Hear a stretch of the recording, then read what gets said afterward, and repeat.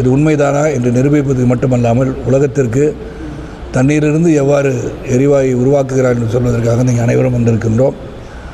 அந்த இடத்துல ராமராஜ் ஐயாவை சந்திப்பதும் அவரை சந்திப்பதும் அனைவரையும் சந்திக்கின்ற வாய்ப்புகள் கிடைச்சிது. அது இல்லாமல் மரம் நடுதல் எத்தனை முக்கியம் என்பது அனைவருக்கும் தெரிந்திருந்தாலும் அதை பற்றி பலமுறை பேசி வந்தாலும் இன்று இந்த வனாலயத்துக்கு வரும்போது இந்த சுற்று வட்டாரத்தில் கிட்டத்தட்ட 8.5 லட்சம் மரங்களை நட்டு மழை இல்லாவிட்டாலும் மழையை வரவைக்கின்ற சக்தியை உருவாக்குவதற்காக இது அமைந்திருப்பதை கண்டு நான் வியந்து பார்த்து கொண்டிருக்கின்றேன். அது இல்லாமல் இங்கே பார்க்கும்போது ஒவ்வொரு ராசிக்கு ஒரு மரம் தான் முதல் முறையாக நான் பார்க்குறேன். ராசிக்கு ஒன்று நட்சத்திரத்துக்கும் மரம் போது பார்த்தபோது நான் மூல நட்சத்திரமாக இருந்ததுனால ஒரு சுயநலமாக அதை சென்று பார்த்து வந்தேன். ஆகவே சற்று காலத்தாமதமாக இங்கே வந்தேன். மகாமரம் என்று மராமரம் என்ற மரம் அதை பார்த்து அதை தொட்டு வணங்கிவிட்டு வந்து நாம் எடுத்துக்கொண்ட காரியம் வெற்றி பெற வேண்டும் என்று இறைவனை வேண்டி வந்தேன் என்பது இல்லை. அப்புறம் தனுசுக்கு என்னென்னு பார்த்தா இங்கே எல்லாமே போட்டிருந்தாங்க. ஆஞ்சநேயரை கும்பிடணும், பிள்ளையாரை கும்பிடணும் போட்டிருந்தாங்க.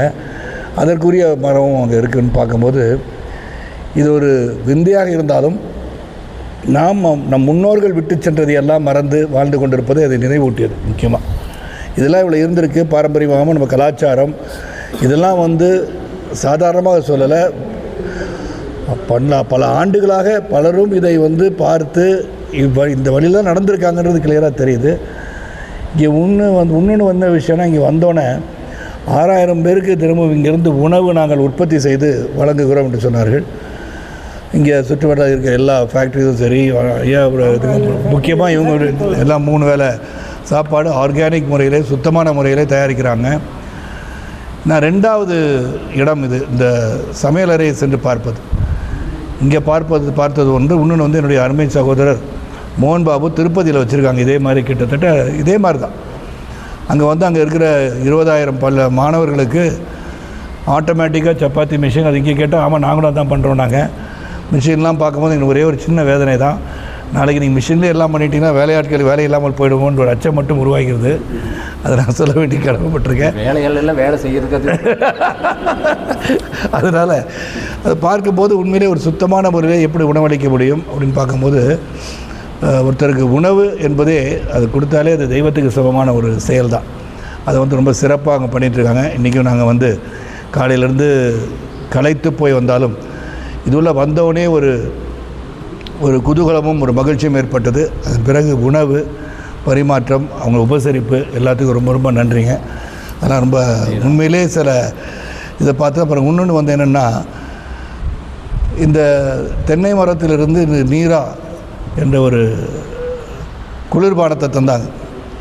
இது பல முறை பலரும் தென்னை மரம் மட்டும் இல்லை பனை மரத்திலிருந்து கல் கூட இறக்கலான்னு சொல்லி பலரும் இந்த பகுதியில் உள்ள அன்பு சகோதரர் விவசாயிகள் சிலர் கல் இறக்கிறதுக்கு பர்மிஷன் கொடுக்கலாம் அப்படின்னு சொன்னாங்க. இந்த நீரை காலையிலேருந்து ஒரு 4 குடிச்சிட்டேங்க. இது குடிச்சிக்கிட்டே இருக்கலாம் போல இருக்குது. அந்த மாதிரி இருக்குது. இது போதைப் பொருள் அல்ல. அதனால் என்னுடைய வாட்ஸ்அப் டிபி பார்த்தாலே தெரியும். போதைக்கு எதிரானவன், குடிக்கு எதிரானவன்னா இது உலகளவில் இது ஒரு pure drink, no sugar content எதுவுமே இல்லை. ஒரு எனர்ஜி ட்ரிங்க் மாதிரி, ஒரு ப்ரோபயோட்டிக் மாதிரி இருக்குதுன்னு சொல்லும் போது வியப்பாக இருந்தது. காரணம் என்னென்னா இது பல பேருக்கு தெரியாமல் இருக்கிறத நான் என்ன சொல்கிறேன், ஆங்கிலத்தில் பழமொழி destiny brings people together we have to find the பர்பஸ்ன்னு சொல்லுவோம். எங்கோ பிறந்து எங்கோ வளர்ந்து இருவர் இந்த பூலோகத்தை சந்திப்பதே அரிது என்று சொல்லும் போது இன்றைக்கி நம்ம சந்திச்சிருக்கணும். அது காரணம் இல்லாமல் இறைவன் நம்மை சந்திக்க வைத்திருக்க மாட்டார் என்பது உறுதி. அப்படி இருக்கும்போது இதனை இவன் செய்யும், இதனை அவன் கை விட்டு விடல் மாதிரி இதை என் மைண்டில் போட நான் கொஞ்சம் பிஸ்னஸ் பல பேர் கேட்பாங்க, நீங்கள் நடிகராக இருந்து நீங்கள் என்ன பண்ணுறீங்கன்னு கேட்பாங்க. நடிகராக இருந்து இங்கே என்ன பண்ணுங்கன்னா நடிகருக்கு அறிவில்லைன்னு சொல்கிறாங்களா என்னென்னு புரியல. ஆனால் நடிகருக்கும் தொழில் செய்ய தெரியும் என்ற அடிப்படையில் எதை பார்த்தாலும் அதை தெரிஞ்சுக்கணும்னு ஆசைப்படுவேன். ஆனால் எனக்கு உறுதியாக சொல்ல முடியும், இது ஒரு சில இடங்கள் மனதில் ஏறிவிட்டது. எங்கே இதை மார்க்கெட் பண்ணலாம், எங்கே விற்பனை செய்யலாம்னு ஐயா டேக்குன்னு நான் பேசிட்டேன். ஏன்னா ஒருத்தர் சந்திக்கிறாங்கன்னா ஒரு நல்லதை பார்க்கும்போது அதை பிறருடன் பகிர்ந்து கொள்ள வேண்டும். எப்படின்னா இறைவன் ஒருவரிடம் அதிகமான பொருளை கொடுக்கிறார் என்று சொன்னால் மனிதா அது உனக்கல்ல, அது பிறருடன் நீ பகிர்ந்து கொள்வதற்காக அப்படின்னு சொல்வது போல் அறிவு, திறமை, ஆற்றலும் நாமே வைத்து கொண்டிருந்தால் அதுக்கு அறிவு கிடையாது. எல்லாரோடையும் பகிர்ந்துக்கணும், எல்லாத்தையும் பேசணும், பழகணும். அதே மாதிரி அது கோரானாக இருக்கட்டும், பைபிளாக இருக்கட்டும், பகவத்கீதையாக இருக்கட்டும், எல்லாத்துலேயுமே நம்ம வந்து இருக்கிறத பலருக்கும் கொடுத்து உபசரித்து நாம் இருக்கணும்னு சொன்னது தான் இங்கே வந்து நான் பார்க்கும்போது இந்த அன்பு, பாசம், அரவணைப்பு, அங்கே வந்து அவங்க வந்து நம்ம விஞ்ஞானி அவர்கள் கண்டுபிடித்தது ரொம்ப ஆர்வமாக பார்த்து மரம் வெட்டி கொண்டு இருக்கிறார்கள். டீஃபாரஸ்டேஷன் இருக்கக்கூடாதுன்னு சொல்கிற சூழலில் மரம் வச்சு இந்த தொழிலே வந்து திருப்பூர்லலாம் நடக்குதுன்னு சொல்லும்போது இவங்களுக்கு வந்து மரம் வெட்டுறதே வந்து மனசு உங்களுக்கு இதாகிடும் விஞ்ஞானிக்கு. அது இல்லாத ஒரு எரிபொருள் கண்டுபிடிச்சிருக்காங்க. அப்படி இருக்கும்போது ஒரு பல விஷயத்தில் பார்க்கும்போது குளோபல் வார்மிங் சொல்கிறோம் இல்லையா, அந்த இது வந்து இந்த கண்டுபிடிப்பால் மட்டுமல்ல, உலகத்தில் வந்து மரம் வளர்ப்பது எவ்வளோ முக்கியம் அப்படின்னு சொல்லும்போது எனக்கு வந்து என்னுடைய அன்பு சகோதரர், எங்கள் கலை உலக சகோதரர் விவேக் தான் ஞாபகம் வருது. அப்துல் கலாம் சொன்னது போல் மரம் நடுதல் முக்கியம் என்று சொன்னது. இன்று முதல் உங்களுக்கு நான் ஒரு சத்தியத்தை சேர்த்து கொடுக்கிறேன். என்னால் இயன்ற வரை மரம் நடுவதை நான் இன்று முதல் அதை துவங்குகிறேன் என்று சொல்லிக்கிறேன். அது ரொம்ப ரொம்ப அவசியம். நம்ம செய்கிறதுக்கு நேரம் இல்லை, எல்லாத்துக்கும் நேரம் இருக்க தான் செய்யாது. ஆனால் நேரம் ஒதுக்கி செய்தால் நிச்சயம் நல்லது நடக்கும் என்ற நம்பிக்கை. அதனால் இன்று உங்களெல்லாம் சந்தித்ததில் மகிழ்ச்சி. நாம் வந்து இந்த நாட்டுக்கு, இந்த உலகத்திற்கு நாம் ஏதாச்சும் விட்டுட்டு போகணும். வந்தோம் போனோன்னு இல்லாமல் நாம் நடந்து சென்ற பாதையை பிறர் பின்பற்றுவதற்கு உதாரணமாக நாம் வாழ வேண்டும் கேட்டுக்கொண்டு இந்த அன்பான உபசரிக்கு மீண்டும் நன்றி கூறி விடைபெறுகிறேன். நன்றி, வணக்கம். நீரில் உருவாக அடுப்பு கிடையாது, நீரில் உருவாகின்ற எரி. சரத்குமார் சாருடைய பங்கு என்ன? இது மக்களுக்கு எப்போ வந்து சேரும், எப்படி வந்து சேரும்? சரத்குமார் பங்கு அவங்க கூட இருக்கிறதே என் பங்கு தான். ஏன்னா ஒரு நல்லதை வந்து உலகம் அறிச்சு, இப்போ சொன்னேன் இல்லையா, ஒரு விஷயத்தை புரிஞ்சுக்கிட்டோம், அந்த விஷயம் வந்து நல்ல விஷயமாக இருந்தால் உலக அறிய செய்ய வேண்டும்ன்றதில் இது வந்து உண்மையாக ஒரு பொருளாதார அடிப்படையில் உலகத்தை நம்ம இந்தியாவின் பொருளாதாரத்தை உயர்த்தும் என்ற அடிப்படையில் ஒரு தடவை பார்க்குறேன். அப்புறம் எந்த விதத்தில் எல்லாமே நம்மளுக்கு வந்து விலைவாசியெல்லாம் குறையுமா கேட்குறோம் இல்லையா, பண்பையில் ஜிஎஸ்டி குறைச்சாங்க, அதே மாதிரி இதெல்லாம் அதை தாண்டி எங்கேயோ போயிடும். அமெரிக்காவில் வந்து 50% டாரிஃப் போட்டிருக்காங்கன்னா இது வந்து கவலைப்படாமல் தைரியமாக ஏற்றுமதி செஞ்சுருவாங்க இந்த பகுதியில். ஸோ அந்த மாதிரி ஒரு மிகப்பெரிய கண்டுபிடிப்பு. அது வந்து முறைப்படுத்துதல் முடிந்த உடனே நிச்சயமாக மிகப்பெரிய ஒரு வரப்பிரசாதம் இந்தியாவுக்கு அமையும், உலகத்துக்கே அமையும் சொல்கிறேன். இது ஏழை எளிய மக்களுக்கு எந்த வகையில் பயன்படுது, எப்போ சுமாராக எப்போ கிடைக்கணும், உத்தேசமான ஒரு நாட்கள் சொல்ல முடியும்? அதான் இப்போ வந்து மத்திய அரசில் வந்து ஒரு வரையறை செய்யப்பட்டு அவங்க சில டேட்டா கேட்டிருக்காங்க. அது மாதிரி முறைப்படுத்துதல் எப்படின்னு எல்லாமே எந்த ஒரு பொருள் வந்தாலும் அரசு வந்து முறைப்படுத்துதல் உண்டு. இது வந்து இது புது கண்டுபிடி தான். அவங்களுக்கிட்டே வந்து அந்த பாலிசி மேக்கிங்கோ முறைப்படுத்துதலோ இன்று இல்லை. அது நீங்களும் வந்து என்ன நினைக்கிறீங்கன்னு சொல்லுங்கன்னு சொல்லியிருக்காங்க. அது வந்து முறைப்படுத்துதலும் சிறப்பாக நடந்து உடனடியாக துரிதமாக செயல்பட்டால் ஜனவரி மாதம் போல் இது வந்து கமர்ஷியலாக கொண்டு வந்துடலான்னு நம்பிக்கை இருக்குது. மற்றவை நீங்கள் விஞ்ஞானி அவர்களும் நீங்கள் நெருங்கிய சகோதரிடம் கேட்டுக்கொள்ளலாம். ஒரே ஒரு செய்தி ஐயா பற்றி சொல்லிடுவாங்க. வந்த உடனே மகாபாரதம் தான், அதுதான் வந்து நம்முடைய தனிச்சிறப்பு, நம்முடைய ஆணிவேர். அதுதான் இந்தியாவுடைய கலாச்சாரத்தை பின்பற்றக்கூடிய ஒரு வழிமுறையை சொல்லி கொடுத்தது ராமாயணமும் மகாபாரதம். இந்த ராமாயணம் வருவதற்கு முன்பு, எழுதுவதற்கு முன்பு நாரத மகரிஷி வந்து ஒரு வேடனை தேர்ந்தெடுக்கிறார். வால்மீகின்னு ஒரு வேடனை தேர்ந்தெடுக்கிறாரு.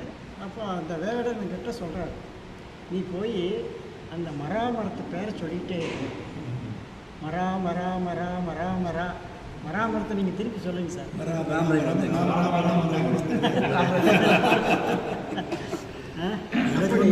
ராமநாமத்தை சொல்லக்கூடிய ஒரு மரம் மராமரம். அது உங்களுடைய ஜென்ம நட்சத்திரமாக இருக்குது. அது ஆஞ்சநேயருடைய அம்சம் இருக்குது.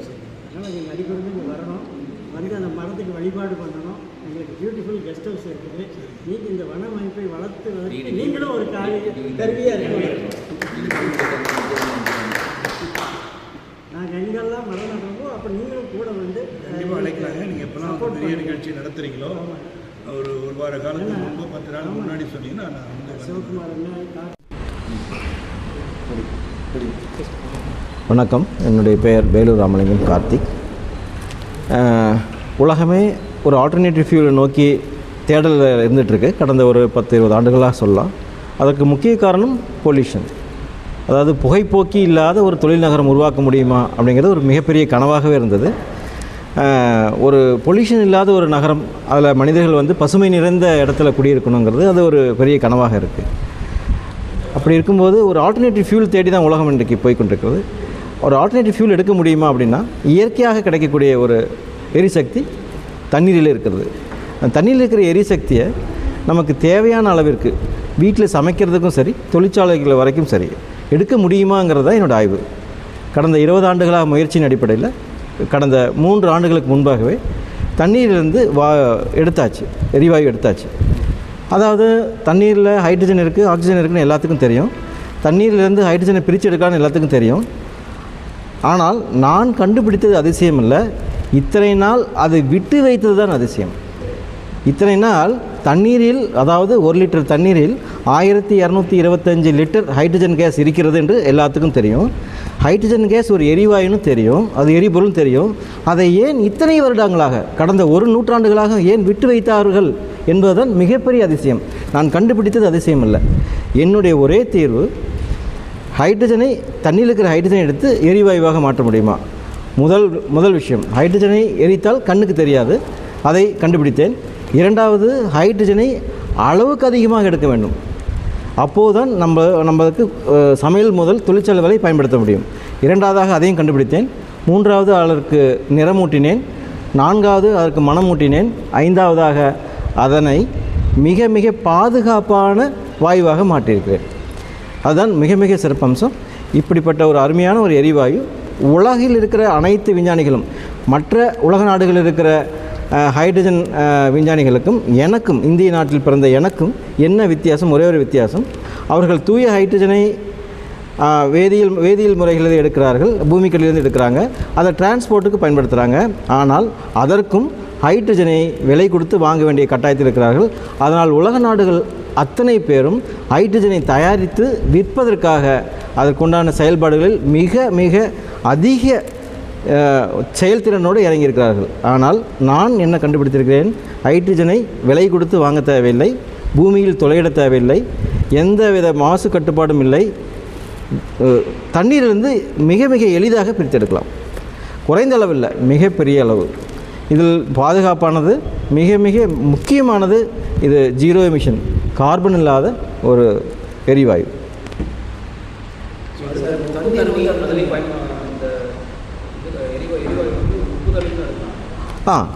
இந்த என்னுடைய இயந்திரத்தை பயன்படுத்துவதற்கு ஆர்ஓ வாட்டர் போகணும், அதாவது சுத்திகரிக்கப்பட்ட நீர் தேவை. அது உப்பு நீரிலிருந்து எடுக்கலாம், கழிவு நீரிலிருந்து எடுக்கலாம், சுத்திகரிக்கப்பட்ட நீர், அவ்வளோதான். மறுபடியும் தண்ணி பயன்படுத்த முடியும். அதாவது தண்ணீரில் ஹைட்ரஜனும் ஆக்சிஜனும் இருக்கிறது என்பது நமக்கு தெரியும். ஹைட்ரஜனையும் ஆக்சிஜனும் பிரித்து எடுக்கும்போது தண்ணீர் குறைந்து கொண்டே தான் வரும்.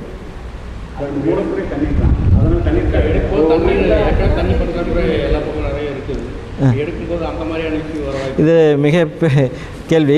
அதாவது 1 லிட்டர் தண்ணீரில் 1225 லிட்டர் ஹைட்ரஜன் இருக்கும் பொழுது அதிக தண்ணீர் செலவாகாது.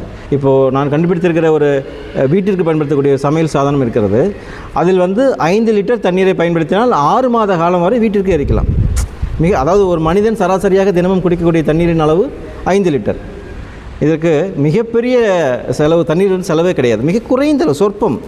அதனால தான் இது ஒரு இயற்கைக்கு நமக்கு கொடுத்துருக்கிற மிகப்பெரிய சக்தி என்னவென்றால், 1 லிட்டர் தண்ணீரில் இவ்வளோ மிகப்பெரிய சக்தி ஒளிஞ்சிருக்கிறது என்பது தான் இதோடைய இயற்கை நமக்கு கொடுத்துருக்கிற வரப்பிரசாதம்.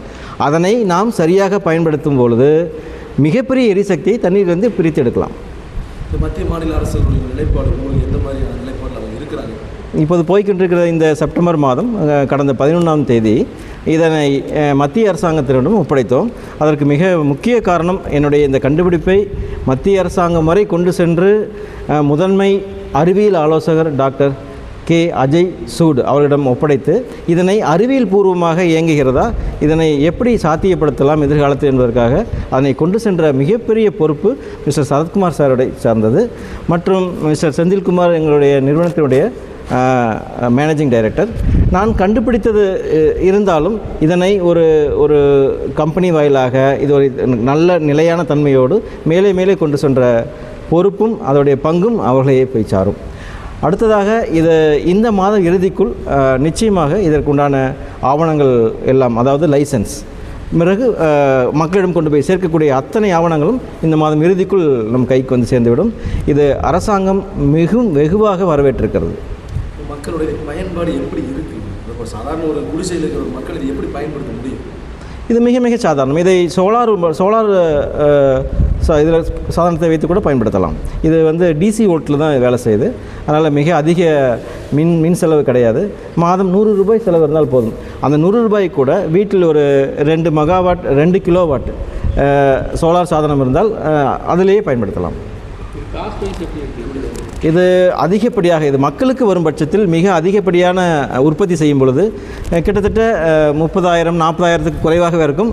அதிகமாக உற்பத்தி செய்யும்போது வெகுவாகவே மிகவும் விலை குறைவாக கொடுக்கலாம். இன்னைக்கு சாதாரண இல்லை நீங்கள் மக்களுக்கு பயன்படும் கேஸ் வந்து அடுப்பு வீட்டில் கொடுக்குறது இன்னும் அது ப்ரோட்டோடைப் பண்ணுறதுக்கும் காலமாகும். பேசிக்காக அவங்க பண்ணுறது இண்டஸ்ட்ரியல் பர்பஸ் எனர்ஜி இதுக்கு தான் பண்ணியிருக்காங்க. அது பெரிய லெவலில் பண்ணியிருக்கோம். இது வந்து பண்ணும்போது அதுக்கு காஸ்ட்டு குறைக்க முடியறதுக்கு என்ன பண்ண முடியும்னு பார்த்துட்டு அப்புறம் அரசு வந்து சப்சிடி கொடுக்கும்போது தானாகவே.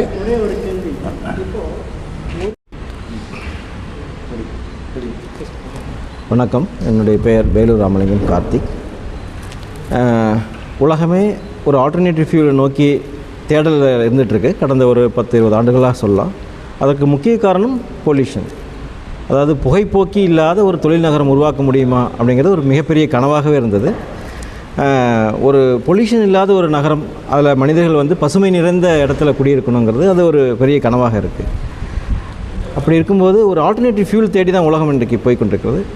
ஒரு ஆல்டர்னேட்டிவ் ஃபியூல் எடுக்க முடியுமா அப்படின்னா இயற்கையாக கிடைக்கக்கூடிய ஒரு எரிசக்தி தண்ணீரில் இருக்கிறது.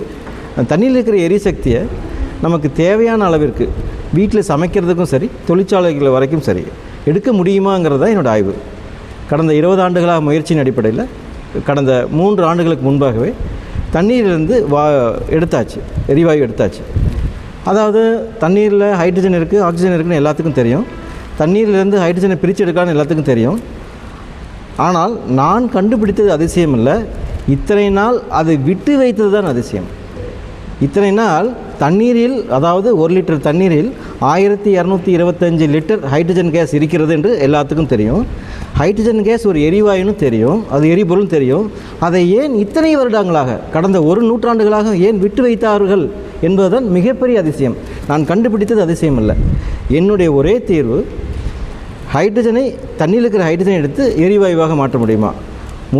முதல் விஷயம், ஹைட்ரஜனை எரித்தால் கண்ணுக்கு தெரியாது, அதை கண்டுபிடித்தேன். இரண்டாவது, ஹைட்ரஜனை அளவுக்கு அதிகமாக எடுக்க வேண்டும். அப்போது தான் நம்மளுக்கு சமையல் முதல் தொழிற்சாலை வரை பயன்படுத்த முடியும். இரண்டாவதாக அதையும் கண்டுபிடித்தேன். மூன்றாவது அதற்கு நிறமூட்டினேன். நான்காவது அதற்கு மணமூட்டினேன். ஐந்தாவதாக அதனை மிக மிக பாதுகாப்பான வாயுவாக மாற்றியிருக்கிறேன். அதுதான் மிக மிக சிறப்பம்சம். இப்படிப்பட்ட ஒரு அருமையான ஒரு எரிவாயு உலகில் இருக்கிற அனைத்து விஞ்ஞானிகளும், மற்ற உலக நாடுகளில் இருக்கிற ஹைட்ரஜன் விஞ்ஞானிகளுக்கும் எனக்கும், இந்திய நாட்டில் பிறந்த எனக்கும் என்ன வித்தியாசம்? ஒரே ஒரு வித்தியாசம், அவர்கள் தூய ஹைட்ரஜனை வேதியியல் முறைகளில் எடுக்கிறார்கள், பூமிக்கடியிலிருந்து எடுக்கிறாங்க, அதை டிரான்ஸ்போர்ட்டுக்கு பயன்படுத்துகிறாங்க. ஆனால் அதற்கும் ஹைட்ரஜனை விலை கொடுத்து வாங்க வேண்டிய கட்டாயத்தில் இருக்கிறார்கள். அதனால் உலக நாடுகள் அத்தனை பேரும் ஹைட்ரஜனை தயாரித்து விற்பதற்காக அதற்குண்டான செயல்பாடுகளில் மிக மிக அதிக செயல்திறனோடு இறங்கியிருக்கிறார்கள். ஆனால் நான் என்ன கண்டுபிடித்திருக்கிறேன்?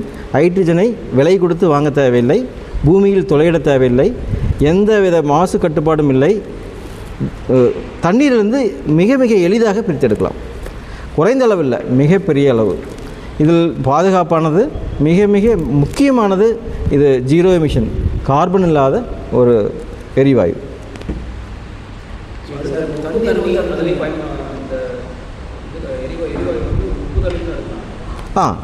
இந்த என்னுடைய இயந்திரத்தை பயன்படுத்துவதற்கு ஆர்ஓ வாட்டர் போகணும், அதாவது சுத்திகரிக்கப்பட்ட நீர் தேவை. அது உப்பு நீரிலிருந்து எடுக்கலாம், கழிவு நீரிலிருந்து எடுக்கலாம், சுத்திகரிக்கப்பட்ட நீர், அவ்வளோதான். தண்ணி பயன்படுத்த முடியும். அதாவது தண்ணீரில் ஹைட்ரஜனும் ஆக்சிஜனும் இருக்கிறது என்பது நமக்கு தெரியும். ஹைட்ரஜனையும் ஆக்சிஜனும் பிரித்து எடுக்கும்போது தண்ணீர் குறைந்து கொண்டே தான் வரும்.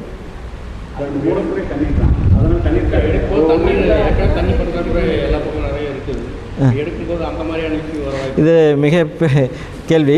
அதாவது 1 லிட்டர் தண்ணீரில் 1225 லிட்டர் ஹைட்ரஜன் இருக்கும் பொழுது அதிக தண்ணீர் செலவாகாது. இப்போது நான் கண்டுபிடித்திருக்கிற ஒரு வீட்டிற்கு பயன்படுத்தக்கூடிய சமையல் சாதனம் இருக்கிறது.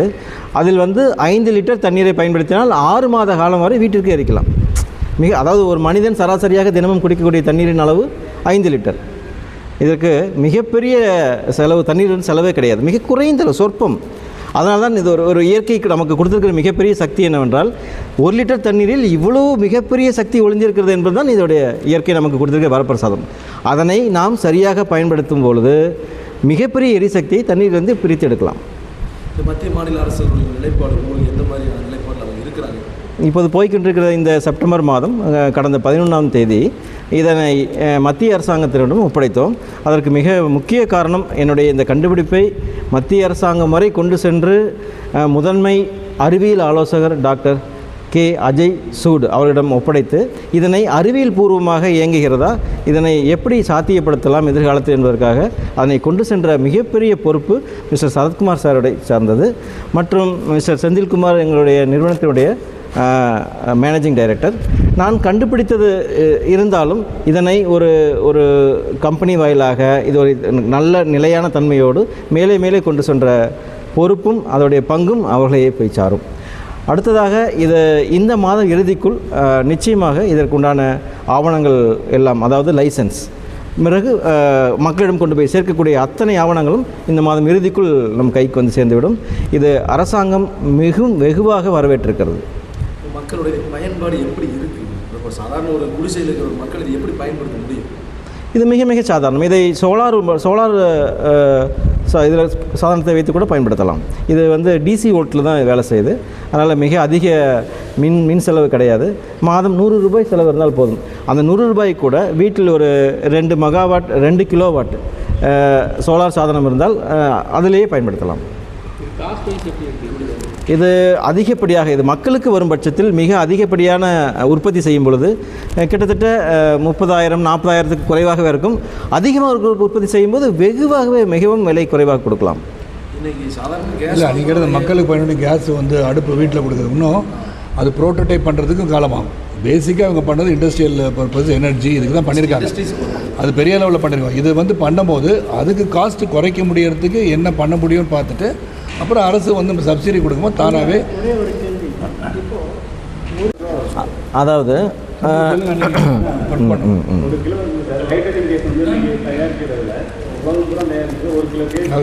மேனேஜிங் டைரக்டர் பார்த்தீங்கன்னா 350 400 அந்த ஒரு கிலோ ஹைட்ரஜன் தயார் பண்ணுறது 42 மின்சாரம் தேவைப்படுது. பட் சார்னுடைய கண்டுபிடிப்பு என்னன்னு கேட்டிங்கன்னா 1 கிலோ ஹைட்ரஜன் ப்ரொடியூஸ் பண்ணுறது வெறும் 18 கிலோவாட் மின்சாரம் தான் போகும். அதாவது நம்மளுடைய காஸ்ட் பார்த்தீங்கன்னா இன்றைக்கி 1 கிலோவாட்ன்றது 8 ரூபா கமர்ஷியல். ஸோ அப்போ பார்த்தீங்கன்னா 130 ரூபாய்க்கு கிலோமீட்டர் அந்த ரேஞ்சுக்கு கொண்டு வந்துட்டார். இதுவே மிகப்பெரிய சாதனை. ஏன்னா நம்ம இந்தியா 2030 ஒரு நோக்கத்தை வச்சு செயல்படுறாங்க. 200 ரூபாய்க்கு கீழே கொண்டு வரணும். அது 2030 தான் இலக்கு. அதுக்குள்ளே 200 ரூபாய்க்கு கீழே 1 கிலோ ஹைட்ரஜனை ப்ரொடியூஸ் பண்ணணுன்றது தான் அவங்களுடைய நோக்கம். ஆனால் நம்ம இன்றைக்கி தமிழ்நாட்டில் 150 ரூபாய்க்கு கீழே கொண்டு வரணும். ஸோ இதுவே மிகப்பெரிய சாதனை.